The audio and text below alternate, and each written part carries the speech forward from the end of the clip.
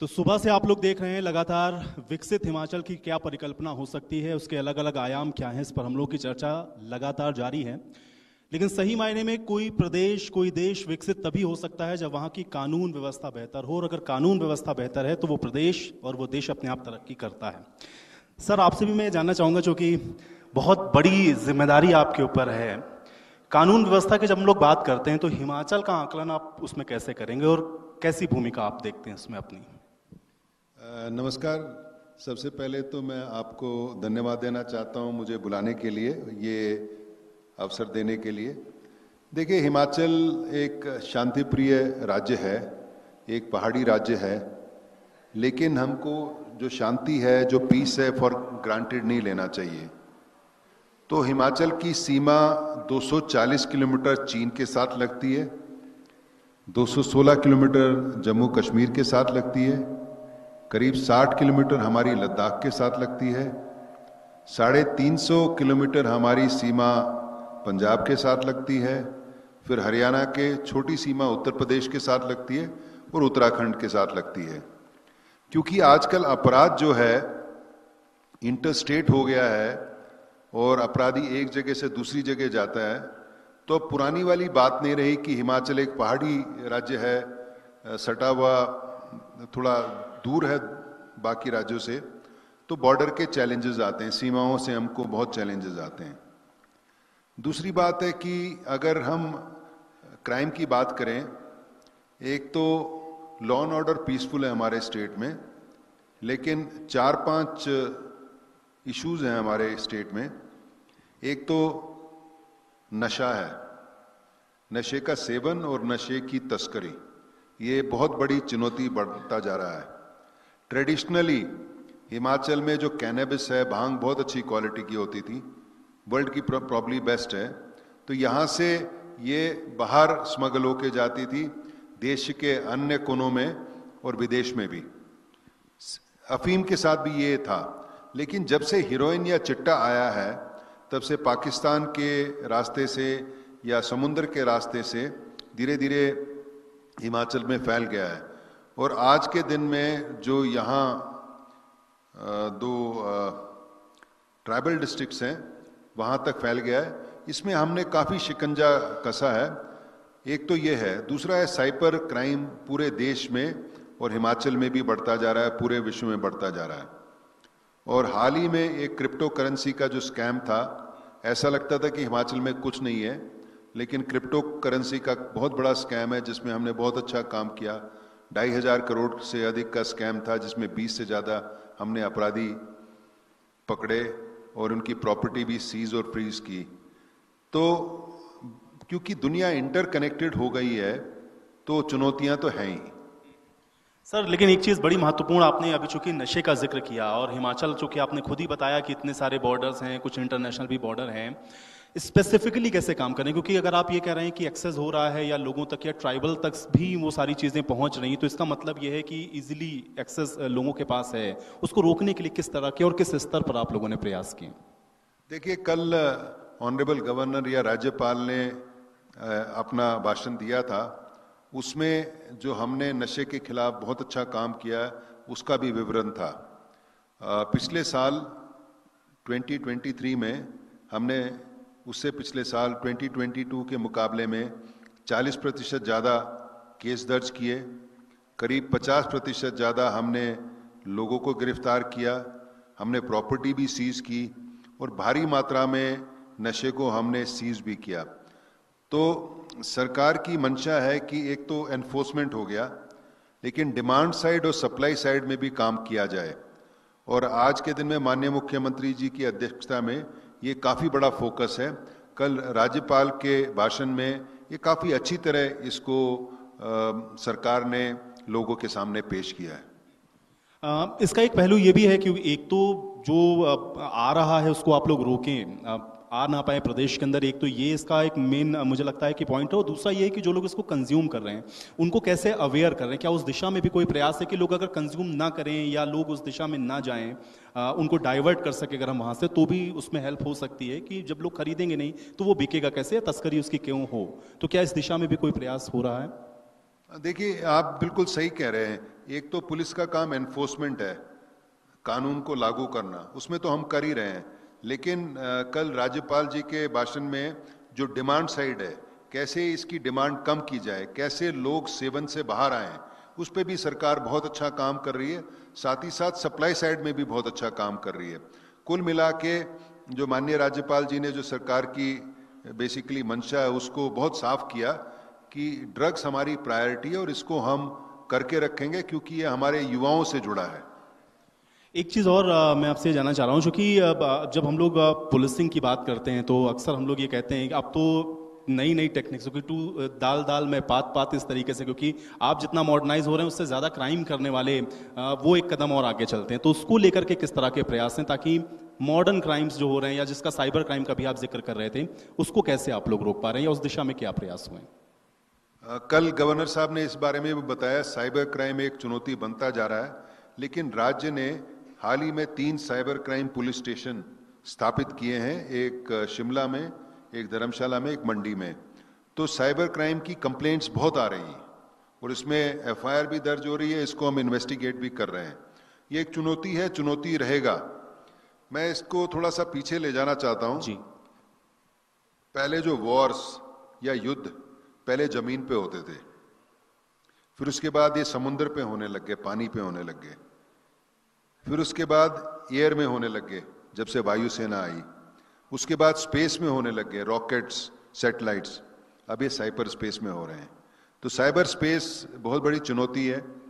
दूसरी बात है कि जैसे जैसे इंडिया की डिजिटल इकॉनमी बढ़ रही है, अभी देखिए भारत की पूरे विश्व को यूपीआई एक देन है,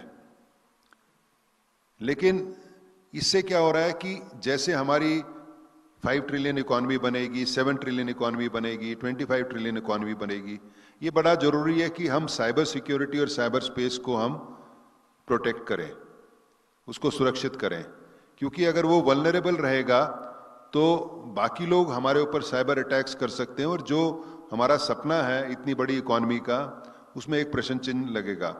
तो जैसे हम ट्रेडिशनल क्राइम देखते हैं, चोरी है, सेंधमारी है, उससे कहीं जाना आज के दिन में साइबर क्राइम होता है और वैल्यू टर्म्स में भी बहुत ज़्यादा है। तो जैसे मैंने बताया कि सरकार ने हाल ही में 3 साइबर क्राइम थाने स्थापित किए हैं, उसमें बहुत अच्छा काम हो रहा है। धीरे धीरे हमारी डिजिटल फॉरेंसिक लेबोरेटरीज आ रही हैं, हम सचेत हैं इसमें और बहुत काम हो रहा है और बहुत प्रॉम्प्टली काम हो रहा है। देखिए, एक भारत सरकार की एक कॉल फैसिलिटी है 1930 1930, जिस पे लोग कॉल करते रहते हैं, और मैं ये बताना चाहता हूँ ये जो फ़ोन है हमारा कभी फ्री नहीं होता। पूरे प्रदेश से लोग कॉल करते रहते हैं और हमारे लोग कॉल सुनते रहते हैं और उनकी कॉल एड्रेस करते हैं, जो कंसर्न पुलिस स्टेशन में उसको डाइवर्ट करते हैं, वहाँ कार्रवाई होती है। Cyber crime, cyber security challenge रहेगा और मैं सरकार का धन्यवाद करना चाहता हूँ कि हमको कैपेसिटी बढ़ाने के लिए बहुत मदद की है।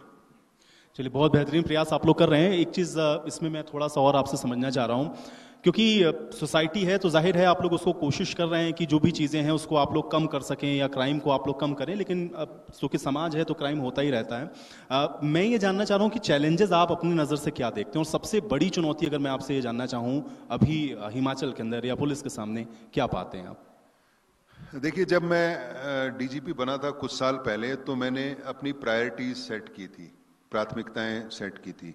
सबसे पहले था कि address crime against women and children, मतलब महिलाओं और बच्चों के खिलाफ अपराध, उसको देखना, क्योंकि मेरा मानना है कि महिला और बच्चे जो हैं, जब तक समाज में, राज्य में और राष्ट्र में सुरक्षित नहीं रहेंगे, देश आगे नहीं बढ़ सकता।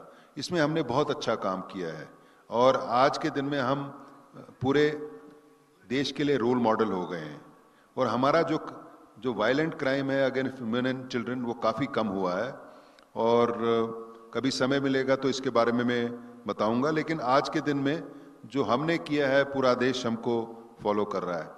दूसरा, जैसे मैंने अभी पहले बताया कि नशे का सेवन, ड्रग अब्यूज़ और ड्रग ट्रैफिकिंग, नशे में स्मगलिंग, ये बहुत बड़ी चुनौती है।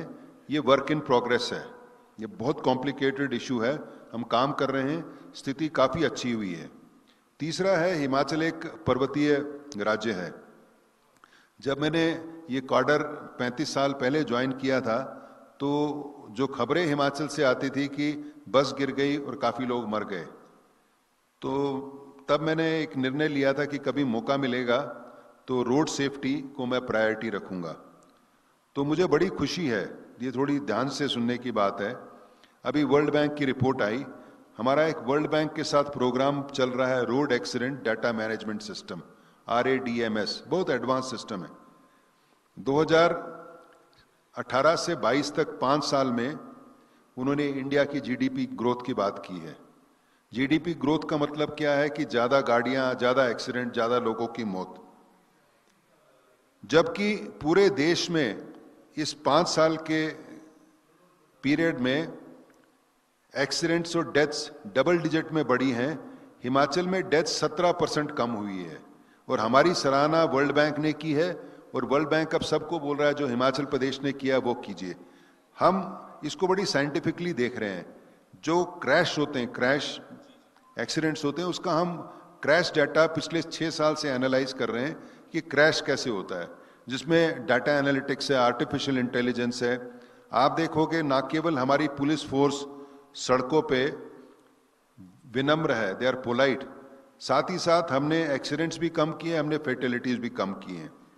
दूसरा, हमने इतने ज़्यादा ITMS, intelligent traffic management system, EI cameras के साथ लगाए हैं, तो फाइन ऑटोमेटिकली आपके पास आता है, आप फाइन भरते हो तो सरकारी तिजोरी भी भर रही है इससे, फाइन से।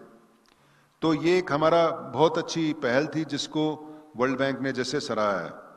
और एक प्राथमिकता मेरी थी कि हम तभी कानून व्यवस्था बना पाएंगे जब हमारी फोर्स फिट और हेल्थी हो। इसमें भी काफ़ी काम हुआ है, हमारे जो नेचुरल डेथ्स हैं कम हुए, एक्सीडेंटल डेथ्स कम हुए हैं, हमने अपने लोगों के कल्याण की काफ़ी बातें की हैं। तो कुल मिला के मैं यही कहना चाहता हूं कि ये चुनौतियां हैं और इसमें हमने काफ़ी अच्छा काम किया है। मैं थोड़ा सा एक और बात बताना चाहता हूं। देखिए, जो ट्रेडिशनल पुलिसिंग की डॉक्ट्रिन है, जो सिद्धांत है, वो 2-3 हजार साल से एक ही चल रहा है। एक पुलिस थाना होता है, पुलिस थाने में बीट पेट्रोलिंग होती है, गश्त होती है, क्राइम रिकॉर्ड रखते हो आप, मतलब आप रजिस्टर रखते हो, कोई मुकदमा दर्ज करते हो, उसको इन्वेस्टिगेट करते हो, इन्वेस्टिगेट करने के बाद आप चार्जशीट करते हो, ट्रायल में ले जाते हो, ट्रायल के बाद आप उसको सजा करवाने की कोशिश करते हो। जो बेसिक डॉक्ट्रिन है that you want to keep threats of the street, ये नॉर्मल डॉक्ट्रिन है। लेकिन 1990 के दशक में न्यूयॉर्क, जो दुनिया का सबसे बड़ा शहर है, ये बहुत वायलेंट हो गया था और ये डॉक्ट्रिन काम नहीं की। तो तब एक बहुत अच्छे स्मार्ट उनके पुलिस कमिश्नर थे, विलियम ब्रैटन, जिसको ब्रैड ब्रैटन भी कहते हैं। उन्होंने एक बहुत अच्छी डॉक्ट्रिन दी थी, उसको बोलते थे ब्रोकन विंडोज और नो विंडोज ब्रोकन। उन्होंने ये कहा कि अगर क्राइम को, अपराध को जब खिड़कियां टूटे तब आप उसको एड्रेस कर सकते हो, यानी कि चोरी हुई या सेंधमारी हुई तो down the line serious crime जैसे मर्डर है, रेप है, वो आप प्रिवेंट कर सकते हो। इस थ्योरी को ब्रोकन विंडोज थ्योरी बोलते हैं। ये इसमें काफ़ी डाटा जाता है, काफ़ी कंप्यूटर एनालिटिक्स होता है। उन्होंने बोला कि हर चीज़ की तरह, जैसे स्टॉक एक्सचेंज का एक ट्रेंड होता है, रेनफॉल का एक ट्रेंड होता है, वेदर का एक ट्रेंड होता है, क्राइम का भी ट्रेंड होता है, उसको वो फॉलो करने लग गए। और उन्होंने एक टिपिंग पॉइंट थ्योरी दी कि जब आप प्रॉब्लम को आइडेंटिफाई कर लेते हो, उसके बाद अगर आप रिसोर्सेज उसको एलोकेट करो, संसाधन उसको एलोकेट करो, तो एक टिपिंग पॉइंट आएगा, उसके बाद रिजल्ट्स आने लगेंगे। तो हम भी ब्रोकन विंडोज जो न्यूयॉर्क पुलिस की है उसको फॉलो कर रहे हैं, उसको हमने काफ़ी आगे बढ़ाया है, इसीलिए हमारे नतीजे crime control, law and order में बहुत अच्छे हैं। जी, मुझे लगता है एक बार जोरदार तालियां जरूर होनी चाहिए सर के लिए, क्योंकि हम लोग हमेशा पुलिसिंग के साथ कंप्लेंट जरूर करते हैं लेकिन अच्छे अचीवमेंट पर बधाई के भी पात्र हैं। सर बहुत बहुत शुक्रिया आपका, आपने अपना कीमती वक्त निकाला, हमारे साथ जुड़े, इतनी महत्वपूर्ण बातें कही। बहुत बहुत शुक्रिया सर हमारे साथ ज्वाइन करने के लिए। आगे महत्व